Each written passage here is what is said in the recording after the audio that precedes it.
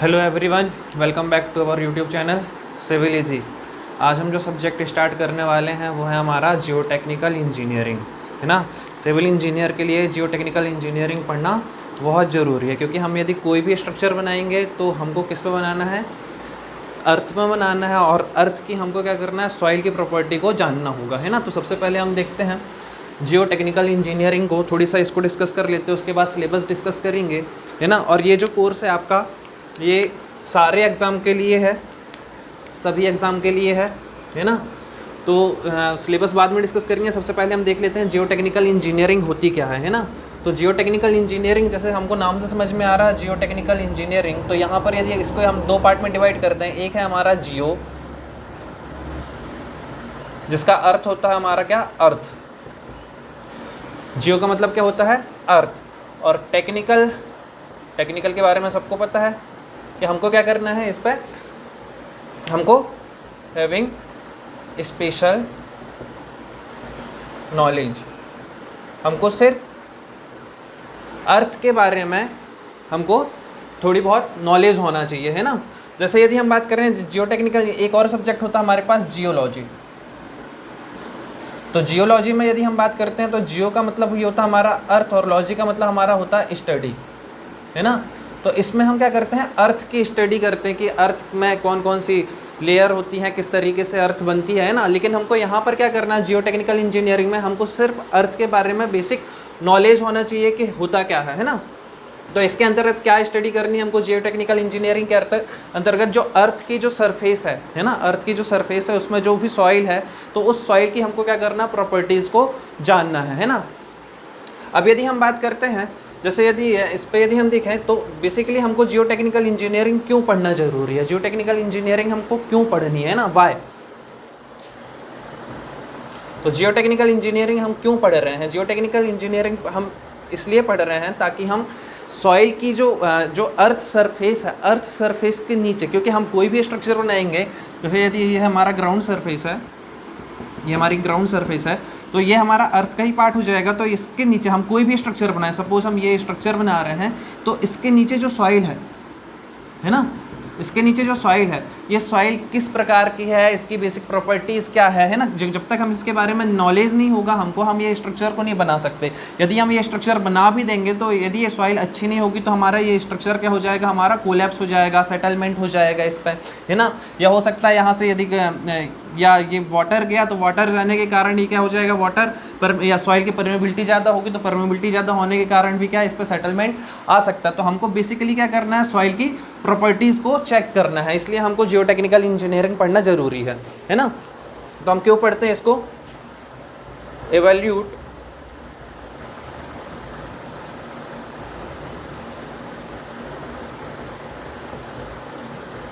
Soil properties to full understand the below surface condition of an area, है ना। तो हमको क्या करना है, इसके नीचे की ये जो है, इसकी हमको सॉइल के प्रॉपर्टीज़ को चेक करना है ना। अब यहाँ पर एक जो टर्म आया है वो आया हमारा सॉइल प्रॉपर्टीज़, है ना। तो बेसिकली हमको पता होना चाहिए कि सॉइल क्या होती है ना। बेसिकली यदि हम बात करें, हमको पता होना चाहिए कि सॉइल होती क्या है। तो सॉइल के बारे में यदि हम लिखें तो सॉइल बेसिकली है क्या, सॉइल क्या है, एक अनकंसोलिडेटेड मटेरियल है। Soil is an unconsolidated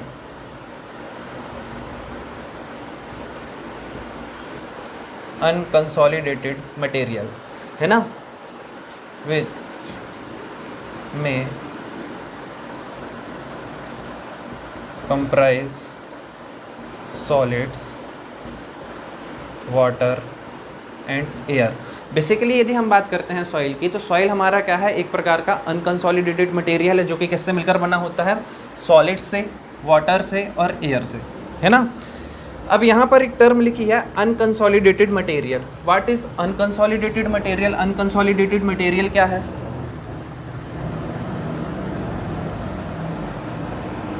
unconsolidated material. Unconsolidated material, unconsolidated material वो मटेरियल जो कि हमारा क्या होता है, जैसे बहुत लूज मटेरियल हो जाए इस तरीके से, यदि हमारा कोई मटेरियल है ना, जिसकी पैकिंग क्या हो, लूज हो, है ना, तो लूज अरेंजमेंट, या हम बोल सकते हैं जो कि कैसा हो, अनस्ट्रेटिफाइड हो।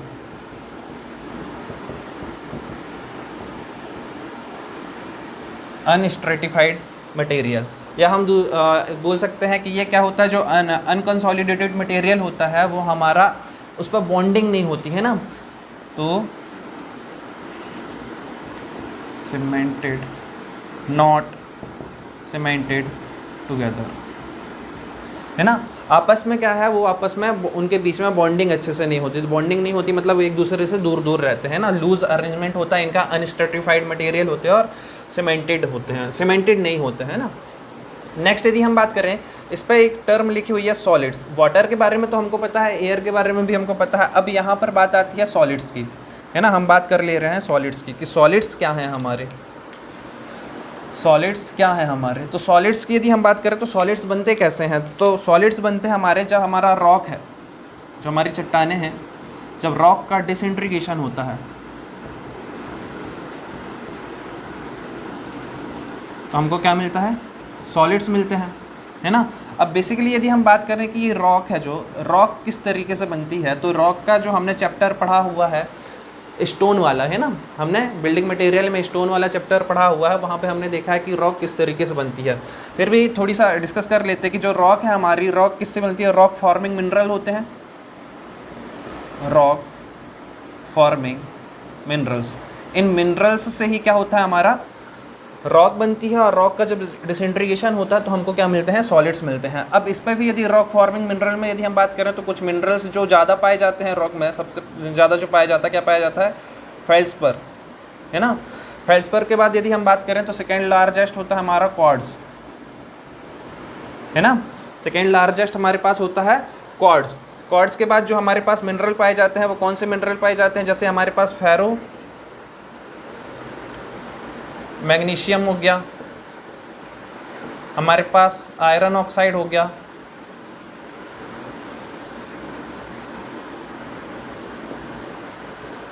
आयरन ऑक्साइड हो गया, हमारे पास कैल्साइट हो गया और जिप्सम हो गया।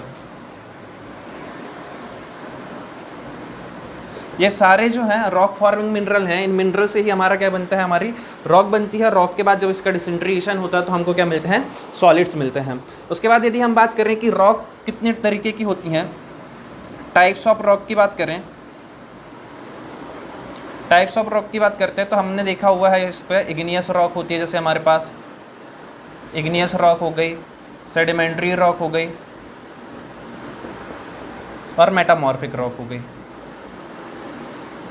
तो इन सबको हमने डिटेल में स्टडी स्टोन वाले पार्ट में कर लिया है ना। तो बेसिकली हमने क्या देखा, हमने यहाँ पर देखा कि हमारी जो जियोटेक्निकल इंजीनियरिंग में जियो क्या है, हमारी अर्थ है। तो हमको क्या करना है, अर्थ के बारे में हमको स्पेशल नॉलेज लेना है, उसी को हम क्या बोलेंगे, जियोटेक्निकल, है ना। स्पेशल नॉलेज से मतलब ये है कि हमको अर्थ किस तरीके से बनी ये नहीं पढ़ना, अर्थ में जो मौजूद है हमारी सॉइल, है ना, अर्थ में जो हमारी सॉइल मौजूद है उसकी प्रॉपर्टीज़ को हमको क्या करना है, उसकी प्रॉपर्टीज़, उसका बिहेवियर, यदि वो वाटर के साथ जब ये एक्ट कर, जब हमारी सॉइल प्लस वाटर होगी तो उस कंडीशन में इसका बिहेवियर किस तरीके से होगा, है ना, इसकी प्रॉपर्टीज़ क्या होंगी। तो इन सारी चीज़ों की स्टडी हमको करना है किसमें, जियोटेक्निकल इंजीनियरिंग में, है ना।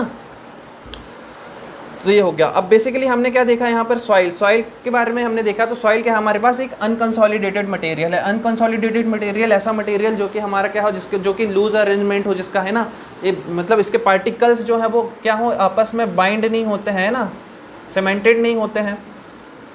तीसरा यदि हम बात करते हैं तो ये क्या होता है, अनस्ट्रेटिफाइड होता है, ठीक है। तो ये हो गया हमारे पास अनकंसोलिडेटेड मटेरियल। इस पर भी हमने देखा कि जो ये सॉलिड्स हैं, सॉलिड्स जो है हमारे, सॉलिड्स किस तरीके से बनते हैं। तो सॉलिड्स जो है हमारे किस तरीके से बनेंगे, हमारे जब हमारा रॉक का डिसइंटीग्रेशन होगा, है ना। और जो रॉक है, रॉक किससे बनती है हमारी, रॉक फॉर्मिंग मिनरल से। सबसे ज़्यादा जो मिनरल पाया जाता है रॉक में वो कौन सा पाया जाता है, फेल्सपर पाया जाता है। फेल्सपर के बाद क्वार्ट्ज पाया जाता है। और उसके अलावा भी बहुत सारे मिनरल्स हैं, जैसे मैग्नीशियम हो गया, आयरन ऑक्साइड हो गया, कैल्साइट हो गया, जिप्सम हो गया। उसके बाद हमने देखा टाइप्स ऑफ रॉक। तो टाइप्स ऑफ रॉक हमने देखा कि रॉक किस तरीके से बन रही थी, हमारी इग्नियस रॉक थी, हमारी सेडिमेंट्री रॉक थी, मेटामॉर्फिक रॉक थी, है ना। इसको हमने स्टोन पे डिस्कस कर लिया था। तो बेसिकली हमने यहाँ पर देखा कि जो जियोटेक्निकल इंजीनियरिंग में सबसे पहले हमने क्या देखा कि ये इस पर हमको पढ़ना क्या है, हमको सॉइल की बेसिक प्रॉपर्टीज़ चेक करनी है कि प्रॉपर्टीज़ किस तरीके की है, उसका बिहेवियर क्या है, जब वाटर के साथ जब ये ऐड होती है सॉइल तो उसका किस तरीके से उसका बिहेवियर होता है। ये सारी चीज़ हमको क्या करनी है, जियोटेक्निकल इंजीनियरिंग में पढ़नी है। और इसी की स्टडी को हम क्या कहते हैं, इसी की स्टडी को हम क्या कहते हैं, इसी की स्टडी को हम क्या बोलते हैं, सॉइल मैकेनिक्स। इसी की स्टडी को हम क्या बोलते हैं, सॉइल मैकेनिक्स। Soil mechanics. तो सॉइल के बारे में तो हमने देख लिया। अब हमारे पास टर्म लिखा हुआ है सॉइल मैकेनिक्स। हमारे पास टर्म लिखा हुआ है सॉइल मैकेनिक्स। तो सॉइल के बारे में तो हमने देख लिया कि सॉइल क्या होती है। मैकेनिक्स का मतलब ये है कि जब हम उस पर लोड लगा रहे हैं, जब हमने सॉइल पर लोड लगाया तो लोड लगाने पर, है ना, लोड लगाने पे उसका बिहेवियर किस तरीके का होगा, है ना, किस तरीके से उस पर सेटलमेंट आएगा, किस तरीके से सॉइल कंसोलिडेट होगी, है ना। ये सारी चीज़ हम किस पे पढ़ेंगे, सॉइल मैकेनिक्स के अंतर्गत पढ़ेंगे। ठीक है। सेकेंड चीज़ हमको जियोटेक्निकल इंजीनियरिंग में क्या पढ़नी है, सेकेंड चीज़ हमको जो जियोटेक्निकल इंजीनियरिंग में पढ़नी है, हमको क्या करना है, design the foundation. Design the foundation that structure will be built on, है ना। सेकेंड चीज़ हमको जो पढ़नी है जियोटेक्निकल इंजीनियरिंग में, वो पढ़नी है हमको क्या, फाउंडेशन की डिज़ाइन, है ना। जो भी हमको, जब हमने क्या कर ली, उसकी बेसिक प्रॉपर्टीज़ चेक कर ली, किसके अंतर्गत, सॉइल मैकेनिक्स के अंतर्गत। अब हमको क्या करना है, जब हमने सॉइल के प्रॉपर्टीज़ को चेक कर लिया तो हमको बेसिकली बनाना तो कोई स्ट्रक्चर ही है ना। तो जब हम उसकी पूरी प्रॉपर्टीज़, उसका बिहेवियर जब सॉइल का चेक कर लेंगे, उसके बाद फिर हम क्या करेंगे, हम उस सॉइल पे जो भी स्ट्रक्चर बनाना होगा उसके फाउंडेशन की डिज़ाइन कर सकते हैं, है ना। तो ये जो इसके अंतर्गत जो आ जाएगा, जो ये हमारा फाउंडेशन की डिज़ाइन है, इसी को हम क्या बोलते हैं, फाउंडेशन इंजीनियरिंग। Foundation engineering. तो बेसिकली यदि हम बात करें कि जियोटेक्निकल इंजीनियरिंग जो है, जियोटेक्निकल इंजीनियरिंग को हमने क्यों पढ़ा, क्यों पढ़ना ज़रूरी है, तो हमको पहली चीज़, हमको कोई भी स्ट्रक्चर ही बनाना है सॉइल पे, किसी प्रकार का कोई भी स्ट्रक्चर बनाना है, अब वो स्ट्रक्चर डैम हो, ब्रिज हो, या कोई सिंपल सी बिल्डिंग भी हो हमारी, है ना। तो उसके लिए हमको सॉइल, वहाँ जहाँ पर हमारा स्ट्रक्चर बनेगा वहाँ की हमको सॉइल के प्रॉपर्टीज़ को चेक करना पड़ेगा, तभी तो हम स्ट्रक्चर बना सकते हैं। तो इसके लिए हमको क्या पढ़ना पड़ेगा, सॉइल मैकेनिक्स पढ़ना पड़ेगा। और उसके बाद हम क्या करेंगे, जब हमको उसकी प्रॉपर्टीज़ पता हो जाएगी तो वहाँ पे हम फाउंडेशन कर देंगे, जिसके लिए हमको क्या पढ़ना है, फाउंडेशन इंजीनियरिंग पढ़नी है। अब यहाँ पर एक टर्म और जानना है हमको कि जो हमारे कुछ पॉइंट है हमारे, जैसे फादर ऑफ सॉइल मैकेनिक्स कौन है, father of soil mechanics, father of soil mechanics कौन है हमारे, इंजीनियर कार्ल वॉन टरज़ागी, है ना, कार्ल वॉन टरज़ागी। इनकी यदि डेट ऑफ बर्थ भी याद कर सकते हैं, वैसे आज तक किसी एग्ज़ाम पे पूछी नहीं है लेकिन पूछ सकते हैं जेई के एग्ज़ाम पे, है ना। 1883 से, कब तक थे ये, तो 25 अक्टूबर 1983 है, 1883 से 1963, ठीक है। इनने एक पुस्तक लिखी थी, है ना, इनकी एक बुक थी, वैसे जो कार्ल वॉन टरज़ागी थे, है ना, ये क्या थे, हमारे जियोटेक्निकल इंजीनियर थे और साथ ही साथ मैकेनिकल इंजीनियर भी थे, मैकेनिकल इंजीनियर भी थे। 1925 में इनकी एक बुक आई थी, है ना, जिस पर इन्हें सॉइल मैकेनिक्स के बारे में डिस्क्राइब किया हुआ था। यहाँ तक की चीज़ क्लियर है, ठीक है। तो हमको जियोटेक्निकल इंजीनियरिंग क्यों पढ़ना ज़रूरी है, क्या पढ़ेंगे बेसिकली, तो जियोटेक्निकल इंजीनियरिंग को भी हमने किस पे, दो पार्ट में डिवाइड किया है, एक तो सॉइल मैकेनिक्स में और एक हमारा फाउंडेशन इंजीनियरिंग में, है ना। और जियोटेक्निकल का मतलब क्या होता है कि हमको क्या करना है, जो हमारी अर्थ है उसका बेसिक नॉलेज हमको होना चाहिए। बेसिक नॉलेज का मतलब क्या हो जाएगा, हमारी जो उसकी अर्थ सरफेस है, मतलब सरफेस के थोड़ी सा नीचे हमको उस सॉइल की प्रॉपर्टीज़ के बारे में सारी चीज़ें पता होनी चाहिए, जिसके हिसाब से हम किसी भी स्ट्रक्चर को बना सकें। तभी तो हमको पता चलेगा ना कि हमको यदि हमने कोई लोड लगा रहे हैं तो कितना सेटलमेंट उस पर आ रहा है ना, ठीक है। तो ये सारी चीज़ हमको जियोटेक्निकल इंजीनियरिंग के अंतर्गत देखनी है। अब हम बेसिकली इसका सिलेबस क्या है वो डिस्कस कर लेते हैं, है ना। और ये जो कोर्स है हमारा सिर्फ किसी पर्टिकुलर एग्ज़ाम के लिए नहीं है, सारे एग्ज़ाम के लिए है ना। तो इसको किसी भी एग्ज़ाम के लिए देख सकते हैं इस कोर्स को। तो सबसे पहले हम जो जैसे यदि हम बात करते हैं कि जियोटेक्निकल इंजीनियरिंग हमारे एग्ज़ाम के हिसाब से यदि हम बात करते हैं, जैसे हमारा एसएससी जेई में जो इसका वेटेज होता है अप्रॉक्सीमेट 10 to 13 मार्क्स का होता है। इतने मार्क्स का हमारे ये आ जाता है एसएससी जेई के प्री के एग्ज़ाम पे। उसके बाद यदि हम बात करते हैं हमारा जो एमपीपीएससी का एग्ज़ाम है, एमपीपीएससी एई का जो एग्ज़ाम है, एमपीपीएससी के एग्ज़ाम में भी इसका जो वेटेज है हमारा 15 to 20 मार्क्स का है, 15 to 20 मार्क्स का है। अब हम जो डिस्कस करने वाले हैं इसका जो सिलेबस है, इसका सिलेबस हम डिस्कस कर रहे हैं किसके हिसाब से, एमपीपीएससी एई के हिसाब से, एमपीपीएससी एई, है ना। ये सिलेबस जो है इसका, ये तो सारे एग्ज़ामों के लिए सेम है। अब इससे हम देखेंगे कि किस एग्ज़ाम जो हमारा अलग अलग ईयर में जो पेपर हुआ है, जैसे हमारा 14 में पेपर हुआ था, 16 में पेपर हुआ था और 17 में पेपर हुआ था असिस्टेंट इंजीनियर का, है ना। तो उसमें कितने कितने मार्क्स से किस किस टॉपिक से कितने क्वेश्चन आए थे, ये सारी चीज़ हम देखेंगे। तो सबसे पहला टॉपिक है हमारा सिलेबस का origin of soil and soil water relationship, कि हमारी सॉइल किस तरीके से बनी, किस तरीके से सॉइल का ओरिजिन हुआ है हमारा, है ना। और जहाँ हमारा सॉइल है वाटर के साथ उसका रिलेशनशिप किस तरीके का होता है ना। और फिर उसमें उसकी क्या प्रॉपर्टीज़ हैं, ये सारी चीज़ें हम देखेंगे। तो यदि हम इस पर देखें, इस टॉपिक से हमारे 2014 में जो क्वेश्चन आए थे वो कितने क्वेश्चन आए थे, 3 क्वेश्चन आए थे। 16 पे हमारे 2 क्वेश्चन थे और 17 में भी हमारे कितने क्वेश्चन थे, इससे 2 क्वेश्चन थे।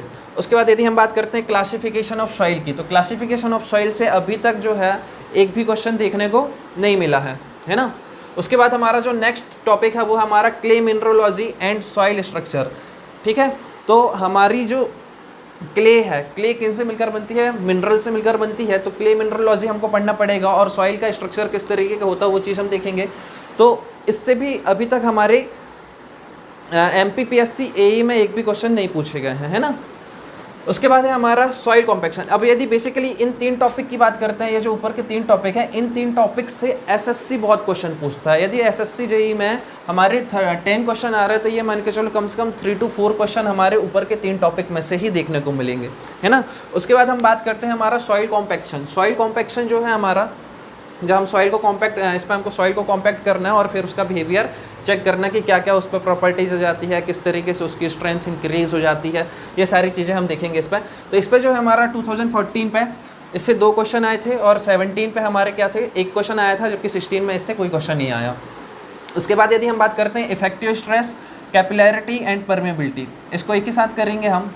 Effective stress, capillarity and permeability. Effective stress का ही टॉपिक है हमारा कैपिलैरिटी और उसके बाद हमारा टॉपिक है परमेबिलिटी। तो इससे अभी तक सिर्फ 2014 में ही 2 क्वेश्चन पूछे गए हैं, उसके बाद 16 और 17 में कोई क्वेश्चन नहीं आया। उसके बाद हमारे पास है सीपेज थ्रू सॉइल, है ना। वाटर हमारा सॉइल में से किस तरीके से जा रहा है ना, उस चीज़ को हमको पढ़ना है।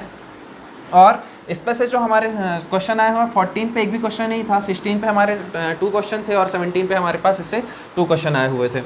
उसके बाद यदि हम बात करते हैं वर्टिकल स्ट्रेसेस की, हम यदि वर्टिकल स्ट्रेस लगा रहे हैं तो हमारी डेप्थ में, सॉइल सरफेस की कुछ डेप्थ में जाके किस किस प्रकार के स्ट्रेसेस जनरेट होंगे, उस चीज़ को हमको देखना है ना। तो इस पर यदि हम बात करेंगे तो इसमें से अभी तक सिर्फ एक ही क्वेश्चन आया हुआ है, 3 साल में एक ही क्वेश्चन आया हुआ।